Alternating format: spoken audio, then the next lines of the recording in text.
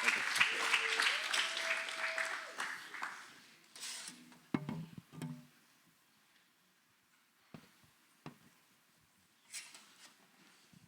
Shabbat shalom.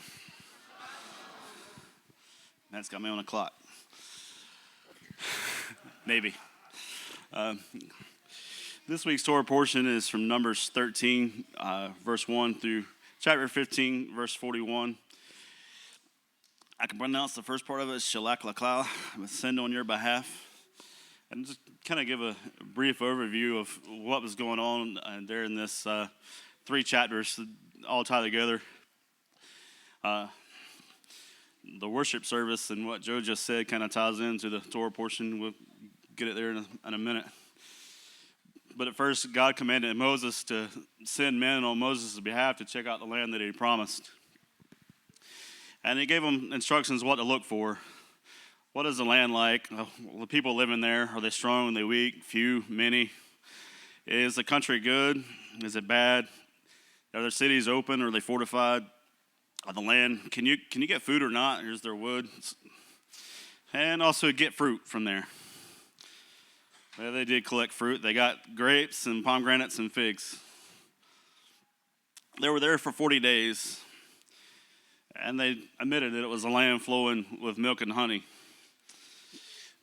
But said it was large cities that were fortified, large fortified cities. And you had one person, just Caleb, saying, all right, God promised it, let's go. And then everybody else said, nah, I don't want to. Those people are big, we look like grasshoppers. I wonder what the giants were, because if I did my math right, Goliath was like 9'9", and I want to say he was probably a short guy compared to some of these guys, but I don't know. Maybe we'll find out more later. But anyway, they were scared of the people, and they're like, no, we're not going to go. We need to go back. We need to go back to Egypt. And then they started complaining against, and then it kind of goes into chapter 14. They were complaining against Moses and Aaron, and they were even saying, hey, let's replace them. And Aaron and Joshua was like, no, calm down. This is who God put in front of us. These are our leaders. Trust them. But then the people wanted to stone Joshua and Aaron, or Caleb and Joshua. And then there's a couple times, like, what gets the Lord to show up. I believe when we praise him and we glorify him, honor him, he shows up. But he also shows up when we throw ourselves pity parties. And you complain against the leadership that's in here. Kind of debated where to say this, but if you got a problem with leadership in here, I do ask that you pray for them before you confront them or complain about them. And then go to them and ask them, hey, can we improve things? Hey, look, there's a spot in the bulletins. Hey, if you want to volunteer to make things better.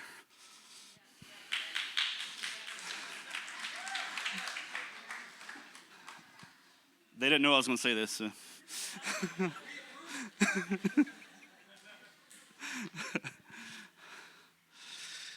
But God was going to destroy those people right there on the spot, and fortunately for them, Moses interceded on their behalf. Fortunately, we also have an interceder on our behalf. We call him Yeshua. But God didn't. God said, okay, all right, because he pleaded to Moses, said, hey, the nations are going to say, we knew God couldn't do it. We knew God couldn't get them into the land. So, but God did say, all right, they were there for 40 days, 1 year per day. They're going to dwell in the wilderness for 40 years and wander around. And all of them over 20 years old are going to die except for Joshua and Caleb. Man, that's pretty rough. But then the people were like, oh, no, we changed our mind. God, you're right. Let's go. But God already said, nope, I told you to wait now. And so they went in and tried to get the land. They got beat pretty bad and had to retreat. If God said go and you don't go, and then he says no, it's a no. Then chapter 15 goes into detail the offerings that they should give when they enter the land. It was the same offering for Israel and for the foreigner with them. Same law for the resident and the foreigner. There was also stuff for unintentional sins. There was offerings for unintentional sins, which, sometimes we forget things, or, sometimes we slip, sometimes we fall. God's okay with that. But the next thing that happens, kind of like, I know in the Torah movement, we get this, man, a guy got stoned for breaking Shabbat. Well, it's really just willful disobedience, because God said, if you're willfully disobedient, I'll cut you off. And I believe it was more for the willful disobedience. Did God really say I'd cut you off? Yes. But it's kind of easy to look at Israel and say, man, they're crazy. But that's just like us sometimes. God says go, and we're like, no, I don't want to go there. Sometimes fear the unknown. It's easier to go with what we know than what's ahead. The half-Torah portion goes with Joshua 2, just a book over. And Joshua sent 2 spies, and they ran into a harlot named Rahab.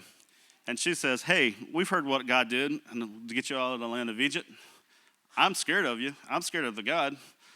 Please promise me you won't destroy me or my family. Wow.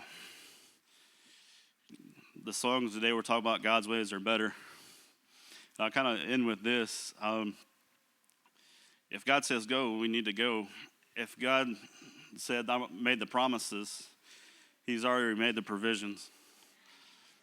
We need to trust him and follow his ways. Shabbat shalom.